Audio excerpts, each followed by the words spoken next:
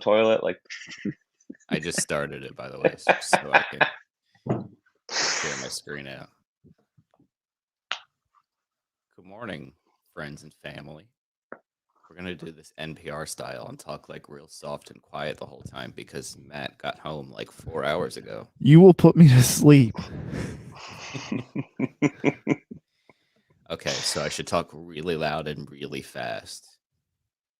Yes. Apparently, we did during our regular episode this week. Apparently, our F1 episode was very energetic. It was? That's what your mother was the one who said that. Oh, well, I appreciate that. Sometimes I'm not the most lively of people on the microphone, but yeah.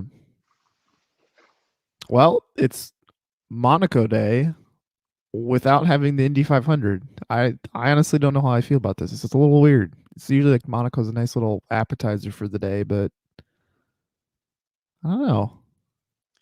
It's not the same. Like, it doesn't feel quite the same. But then again, what does this year? Everything's kind of weird. But I mean, it is fun, like watching it and kind of just like getting an hour or two to relax before you dive into Indy 500 stuff. So yeah, it is. It's a little disappointing.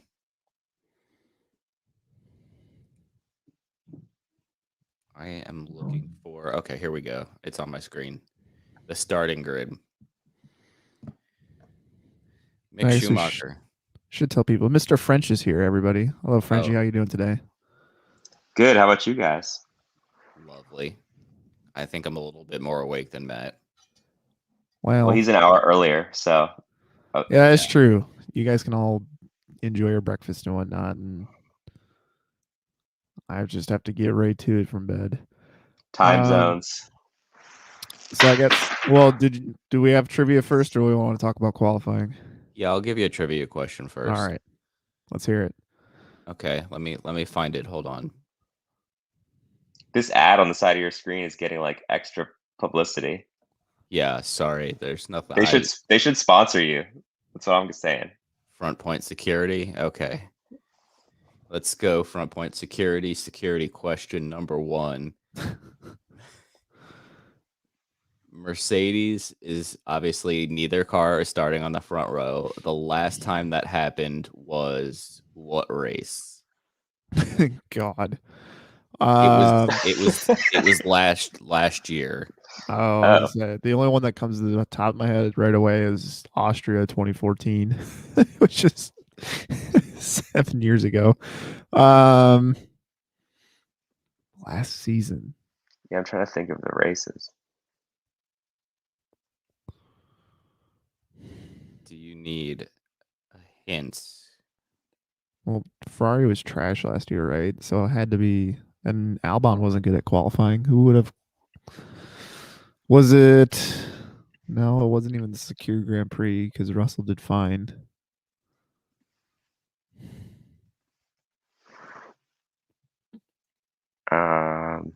This shows how little I care about qualifying. Whoa, hold on a second. Let's take a time out here. We have some breaking news, like actual breaking news. Leclerc is not only not starting on the pole, he is completely out of the race. What? This is breaking from Chris Medland 1 minute ago. He is not starting the race at all. I don't know if it's too soon, but I think one of us picked him as our bad prediction. Probably you. Yeah. Is it a penalty? I couldn't got that more correct. Well, I think his gearbox failed on the thing. My buddy Eric, my buddy Eric, the guy I've been watching F1 with this year, texts me. He's like, "Oh my God, what's happening?" I'm like, "I don't know, dude. I just woke up. What are you talking about?" He's like, "Leclerc's car broke down." I was like, "What?" On his recon lap, they detected an issue, returned to the garage, and remained there after the 30-minute cutoff prior to the race when pit exit closes. They attempted to repair the car in time, but the problem was deemed terminal. Wow. So those who will start behind him don't technically move up a spot. They just, so like Verstappen just starts from second spot on the grid. Dang. Well, I guess. Well, what? First of all, what's your trivia answer? The Turkish Grand Prix last year when Stroll was on pole and Verstappen was second. Oh, okay. Wow, I don't even remember Stroll having a pole last season, but yeah, he's next greatest driver. Didn't you know that? Is that the one where he wrecked out? No, that's the one where his tires completely failed and he went from like second to ninth or something. Okay. That could explain a lot of different races too, but so obviously Leclerc gets pole yesterday, and people draw comparisons to Rosberg in 2016, 2014, and 2014, I think. And then Schumacher 06 when he was on pole and then parked it at Rascasse or wherever. Obviously, Leclerc's didn't look intentional, but then he ends up with pole, and then Ferrari bites the bullet and decides to not change his gearbox. Hindsight's always 2020, but do you think they should have? Yeah. I mean, why? Like, even my buddy Matthias said last night, like, listen, we're not going to risk a pole position. We're not going to risk the points. We're going to, check everything over. I mean, if you're just worried about the points, why not just change the damn gearbox before you even get to the point where you only have, 30 minutes to get to the grid? Like, just get it done. I don't know if Frenchie has a different opinion, but no, it just seems like shooting themselves in the foot for no reason, pretty much. I don't know. It just seems like a confusing call. Like, I guess I'd probably rather, I don't know, just rather be in the race. Yeah, I think than have a pole. I didn't. There are no points for pole, right? It's just for fastest lap. Mm-hmm. Correct. So we'll switch to our race simulation pace graphic. Are you surprised by Haas's lack of pace? Is that seriously the first question you're going to ask based off that? No. But can we also appreciate that anytime Mazepin has an incident, everyone on F1 Twitter is ready to go to war. But then when Schumacher crashes, it's, oh, you're fine. Silent. You'll get him next time, buddy. Yeah, something like that. I'm waiting for Haas to just be over that 107% rule. Just like not even be eligible to compete. Yeah, but by the end of the season, they'll let that one dude race from F2 who's over 107%. So, right? Why even have it then? I don't know. That's a whole nother issue. Yeah, I don't. I mean, listen, if it was Mazepin, we know he would still race because Daddy Haas would just slip Michael Masi a paycheck or maybe some rich energy or something like that, and all would be well in the world. So I don't think it would make too much of a difference, but I wish it did because I don't think being 2 seconds back is necessarily 107%, but in qualifying he was pretty rough. And again, qualifying at Monaco is has to be the most difficult qualifying of the year. Yeah, and one of the most important. So now we know of the circumstances here that Leclerc's out. So now Verstappen is your de facto pole winner. I was getting a little worried about my bet there for a second about the on-track overtake for the lead because I'm like, oh, they can probably definitely pass Leclerc. Now with Verstappen, not as worried. No. Especially he's not going to let anybody buy him voluntarily. So Bottas will though. Yeah. After you, is this? I mean, kind of an easy question again. I don't know how to phrase it, but this has to be the most important day of the season so far for Verstappen because with him now first and Hamilton now sixth, that is 17 points he can make up today depending on who gets fastest lap. That's 17 points he can gain on Hamilton as is stands right now. Correct. That's huge. I mean, how often do you would get a chance to get 17 points and lose Hamilton? That would also put him back in the lead because I think he's 14 points back right now. So Lewis Hamilton, I mean, I know like 3 points is not a big deal, but anytime you can be ahead of Lewis Hamilton and after, I don't know, 25% way through the season is pretty impressive. Yeah, and Norris is only 6 points back from Bottas in third, so could be interesting. Yeah, see how that plays out by the end of the race if he comes up with third in the championship. Is there anybody on the starting list here in front of me that you think can make up places, whether it be pit strategy, like not necessarily for the lead, just can make up, 3, 4, or 5 places during the race today? I really want to see Sainz get Bottas on the start. Yes, me too. I think that'd be epic. Other than that, I don't know who's starting on what tire. I don't even know when they have to designate that by. Like, if you're 11th or worse, what do you have to decide by, like 5 minutes before the race or something? I will look while we are talking, but I don't. A lot of this is just going to be strategy and undercuts and overcuts and things like that. I think just based on where Alonso's starting, he'll be able to make a pass or two, just based on his car around the other cars, but not necessarily based on like, kind of anything legitimate. Matt, typical Ferrari. Oh, Cody has a comment and he says spicy hickey is the best hickey. I think he says that to me every live stream. Do you have any spicy takes? Not really. It's way too early for spicy hickey. Did you know that Leclerc still has to go through the usual pre-race start ceremonies, even though he's not taking part in the race?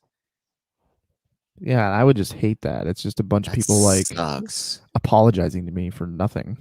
Yeah. Oh, so sorry. It's like, well, I just jumped in the car and it didn't work. I don't know what you want. He's gonna throw his hat on the ground and walk off. Yeah, like I'm just gonna go pout about it. Like, I don't know. I mean, this is why I love Leclerc though. He's like a genuine dude. And like someone did come to be like, oh, sorry. You'd just be like, oh, thanks, man. But like deep down and be like, all right, go away. Apparently there was a big wreck this morning in some sort of sports car race that was also at Monaco. Porsche Super Cup, right? Yeah, I think they look like Porsches. I'm looking at a really poor screenshot that Will Buxton took of the TV or something like that. Who else is there this weekend? Is it F2? Where are they F2. storing these cars? In the harbor. I was gonna say they're storing them in the air, like on floating pods, but I guess the harbor makes a little bit more sense. No, I was just guessing. I was joking that they're underwater, but yeah, they're probably on boats. It makes sense. Like, does it though? No, I was trolling, but you made a logical answer out of it.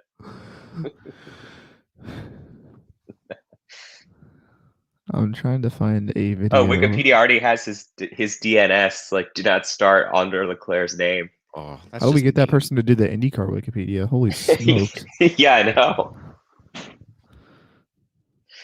IndyCar Wikipedia still hasn't updated 2019. Oh, Mazepin already retired from the race too? No, I'm just kidding. No, that's just them seeing the future. Exactly. So who will be the first actual in-race retirement today? Well, I'm not sure we'll make it through turn one. Okay, so I say Ocon might get a little silly in turn one. Ocon, damn, he stole my answer. Did you just pick Ocon for any sort of negatively skewed question? That's fair, but still, I think Latifi. I was gonna say my boy Yuki, and I feel really bad, but the dude has just had a dismal weekend again,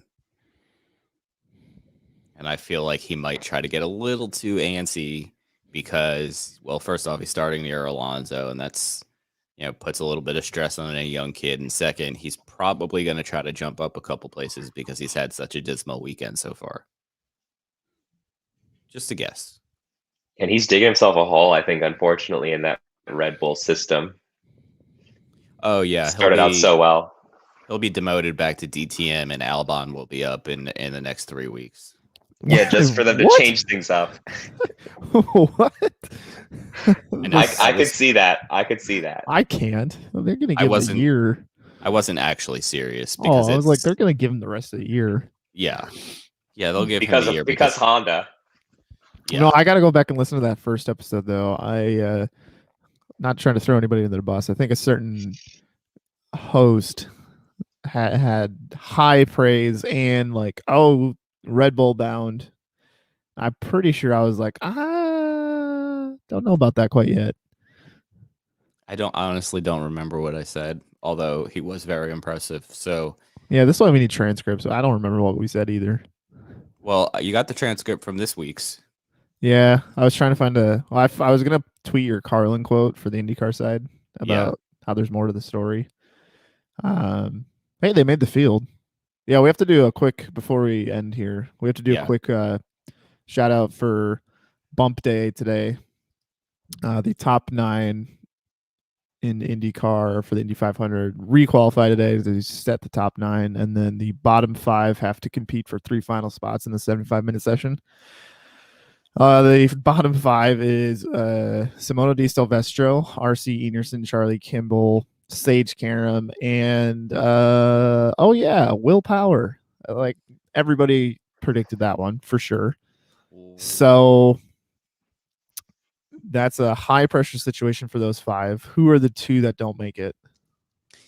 First off, shout out to Cody, who let us know that the F2 paddock is 2 to 3 miles away and they have to drive the cars to the grid on city streets. So thank you, Cody. I'll leave that up on screen. And the 2 that are being eliminated from the Indy 500 qualifying today are Enerson and I think probably Kimball.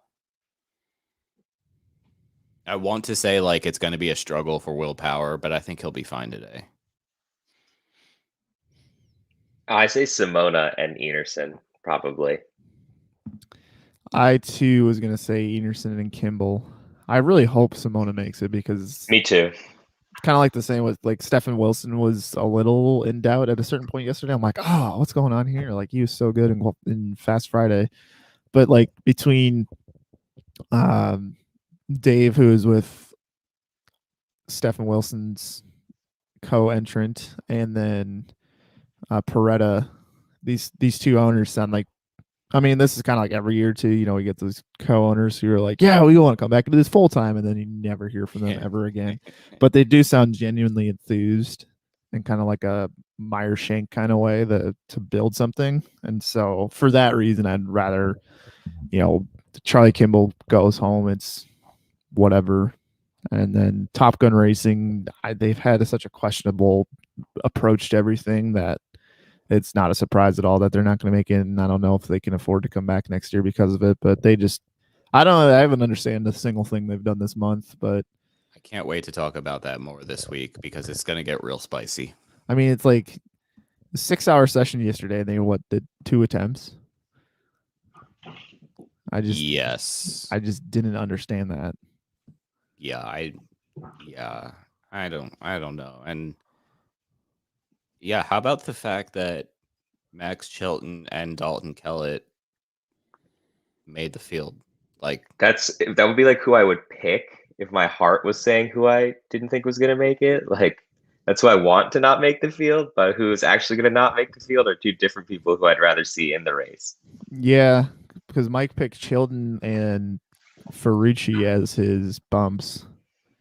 And then I had Enerson and Kellett. I was really close. And I mean, this is something we'll obviously talk about in the show. I did not realize that someone's time disappeared if it was P31st or worse. So like when Power requalified and was 1/10 of a mile an hour slower, like it just went away. So Kellett and Foyt's like big brain move actually worked because it's like they went out there and competed against nobody. Yeah, it wasn't very clear until you like somebody I think it was Krista Hardy like posted the rule and then they started talking about it, but like if you weren't like closely paying attention when they were talking about it, you wouldn't have really gathered what they were talking about on TV. So like they did kind of talk about it, but like there was a little bit of confusion because they flashed to the scoring pylon for like a half second at, let's say, so it ended at 5:40 yesterday. Let's say it was like 5:50, so it was like 5:40, and they actually had power in 30th. So like I think even the scoring pylon and whoever operates it was confused. Yeah, it wasn't very Penske perfect. I heard a lot of complaints about the lack of timing and scoring at the track. Yeah, I saw lots of tweets about that it wasn't working. I mean, it wasn't particularly working on Peacock either, but at least it was commercial free all day. It's true. All right. Any final thoughts there, Mr. French? Yeah, make a winner prediction. Winner prediction? That isn't Max Verstappen. Who has the best chance of beating Max Verstappen? If I'm really gonna guess has the best chance, no, I'm gonna just make a hot take and go with who I'd rather see beat him. Let's say Lando was gonna beat him today. Okay, Matt. I'll stick with whoever I said on. Oh wait, no, I didn't pick a winner in the episode. I'll say Sainz. That's who I want to see win today. Okay, well, both of my choices were picked, and you know I'm not picking Bottas. So I see a good pick right down there in 6th place. Yeah, I'll just say Gasly. The team usually has decent strategy. Other than that first race or second race of the year. Okay, guys, thanks for tuning in. I know there was a bunch of comments. Thanks, Cody, for the help on the F2 paddock. I'm gonna unshare my screen. And gentlemen, I'll talk to y'all later on. Yeah, enjoy the race. Enjoy bump day. Yeah, see you guys.